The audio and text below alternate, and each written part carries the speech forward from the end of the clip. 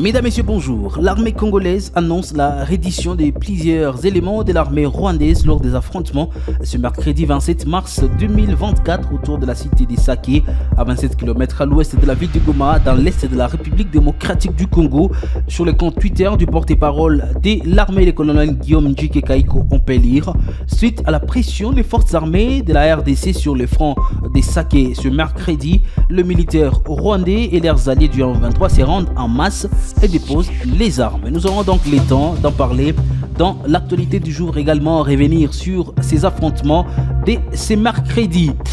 Un dîner de presse a été organisé en ville de Goma, chef-lieu du Nord Kivu, en République démocratique du Congo, dans le cadre du programme Together. Objectif: promouvoir la localisation de l'action humanitaire pour plus d'efficacité et rapidité dans la réponse humanitaire d'urgence. Messieurs, dames, vous êtes nouveaux, n'oubliez pas de vous abonner. Ce moment est un moment d'échange sur les questions d'actualité.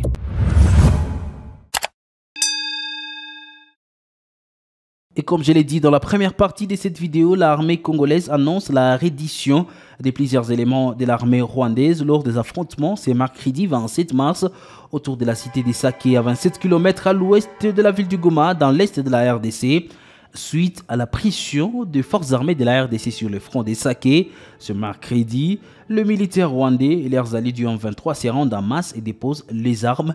Peut-on lire sur le compte Twitter du colonel Guillaume Njike Kaiko, porte-parole du gouverneur du Nord Kivu et porte-parole des forces armées de la République démocratique du Congo dans les opérations Sokola 2.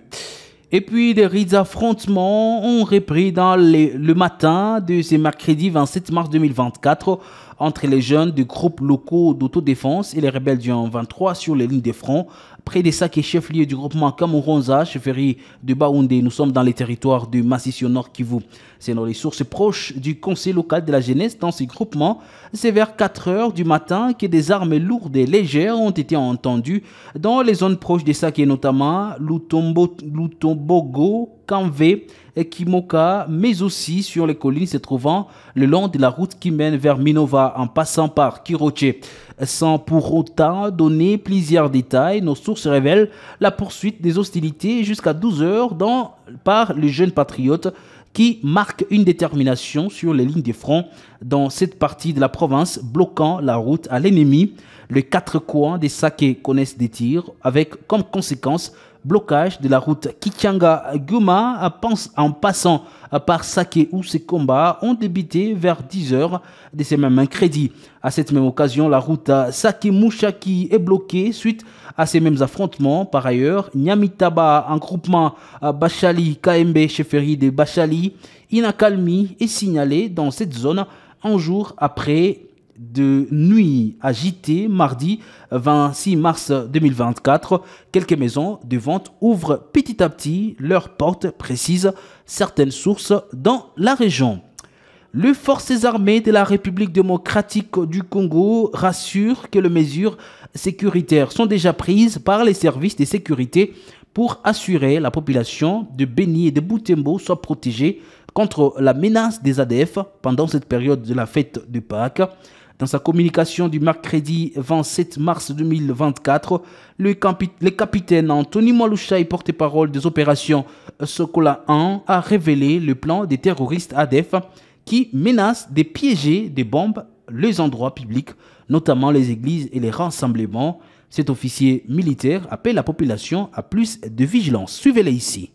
Ces djihadistes et ont la volonté maintenant d'aller vers la partie sud de notre zone opérationnelle pour déstabiliser davantage la route Beni-Butembo, comme ils avaient fait dans le temps avec la route Beni-Kasindi, Beni-Biakato et voire même Beni-Komanda. Nous attirons l'attention de notre population à ne pas se laisser distraire par certaines personnes en mal de positionnement. La ville de Butembo, qui est aujourd'hui considérée comme le bastion des collaborateurs de ces terroristes, est en train d'être nettoyée par nos services spécialisés qui mènent vraiment des opérations spéciales dans cette ville. Nous croyons vraiment qu'avec l'appui de tout le monde, nous allons mettre fin à ces multiples tueries. L'ennemi est en train aussi de voir comment recommencer avec les opérations de kamikazes en déposant des bombes dans les églises catholiques et même dans des paroisses chrétiennes pour saboter cette période, non seulement des carêmes pour les catholiques, mais aussi la période que plusieurs chrétiens vont bientôt célébrer la Pâque.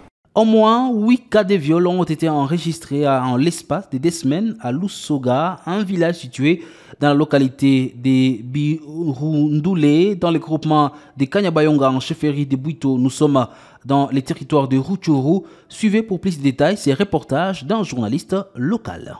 Des cas de viol deviennent récurrents ces derniers temps à Lusoa, village situé à plus ou moins 20 km au sud-ouest de la commune de Kanyabayonga. Le dernier à date est celui enregistré ce dimanche 24 mars dernier. La victime, âgée de 60 d'années, a été violée par des inconnus en armes dans le chat de Boulera. Après ce forfait, ce bourreau l'a ôté la vie par des coups de balle, rapporte Ejid Baouma, président du conseil local de la jeunesse du groupement Kanyabayonga. Selon lui, ce 1e cas de viol est le 8e enregistré en déjà 2 semaines seulement. Il indique que la plupart des victimes sont des femmes déplacées, souvent violées lorsqu'elles sautent à la recherche de la nourriture. Ejid Baouma. Oui, nous sommes surpris de la situation qui se présente vraiment à Lusoa, d'où on a violé une femme et après avoir la violée, il y a au moins 5 éléments porteurs d'armes non autrement identifiés. Après avoir la violée, ils ont tiré un coup de balle sur la maman et la maman est morte sur le champ. À partir de ces 2 semaines, on observe au moins 8 cas de viol. Suite à cette calamité, plusieurs femmes n'empruntent plus les chemins des champs pour crainte de tomber entre les mains des violeurs. Cependant, le conseil local de la jeunesse, tout en condamnant ces actes, appelle les services de sécurité à traquer les auteurs afin qu'ils soient punis de leurs actes ignobles. Nous, conseil local de la jeunesse, nous alertons aux autorités, surtout les FARDC, les PNC qui contrôlent cette zone, de faire le tout moyen pour quand même dénicher les auteurs. Puisque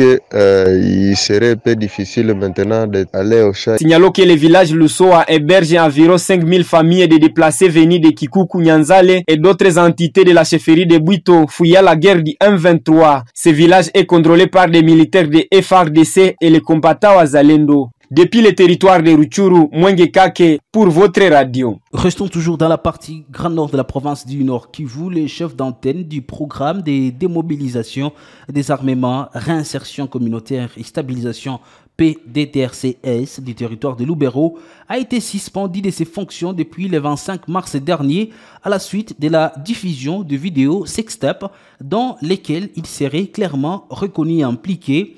Ces vidéos ont suscité de vives réactions sur les réseaux sociaux, notamment sur le groupe WhatsApp. Cette discussion a conduit la population du Grand Nord à s'interroger sur la moralité et les choix des dirigeants de certaines institutions nationales. Il est à noter que l'intérim sera assuré par M. Kambale Houston qui, jusqu'au 25 mars 2024, date des signatures de la correspondance, occupait le poste du chef adjoint du programme PDDRCS dans les territoires de Lubero. Et pour finir l'actualité du jour, c'est mercredi 27 mars 2024, un dîner de presse a été organisé en ville du Goma, un chef-lieu du Nord Kivu en République démocratique du Congo, dans les cadres du programme Together. Objectif, promouvoir la localisation de l'action humanitaire pour plus d'efficacité et rapidité dans la réponse humanitaire d'urgence. Ronelin Tibonera. Cet événement marque une étape significative dans la démarche du programme qui touche à sa fin en mars 2024. Initié en 2021, le programme Together vise à promouvoir la localisation de l'aide humanitaire dans 8 pays, dont la RDC. Plusieurs organisations nationales travaillent de concert pour mettre en œuvre cette démarche, notamment AIDS, Rakoj Nord Kivu et TPO DRC en partenariat avec l'organisation internationale Diaconie Catastrophe AILF. Paulin Kalenga, chef de programme au sein des AIDS et président du comité de pilotage national Together, souligne l'importance de cet événement. Ces dîners de presse s'inscrit au moins dans la logique de la redevabilité de ce que nous faisons au sein du programme, parce que c'est un programme qui a commencé en 2021 et c'est un programme qui est déjà au moins à sa clôture d'ici mars 2024 et il était question que nous faisions au moins un point en termes des actions réalisées et en termes de la visibilité du programme et surtout que ces dîners de presse servent aussi de plaidoyer sur la localisation de l'aide humanitaire en RDC. La localisation de l'aide humanitaire implique un processus visant à placer les acteurs locaux tels que les organisations nationales, les services étatiques et les communautés au cœur de la réponse humanitaire. Paulin Kalenga en parle. Par localisation de l'aide humanitaire, il faudrait comprendre au moins un processus qui voudrait assez que les acteurs locaux, c'est-à-dire organisations nationales, services étatiques, communautés, soient au cœur de la réponse humanitaire et que ce soit ces acteurs-là qui puissent jouer un rôle crucial et important dans la réponse humanitaire. Cet événement a permis de mettre en lumière les efforts déployés dans le cadre de la localisation de l'aide humanitaire en RDC, tout en sensibilisant les médias sur l'importance de cette approche dans la réponse aux crises humanitaires. Messieurs et dames, ça sera tout pour l'actualité du jour. Merci à vous de l'avoir suivi.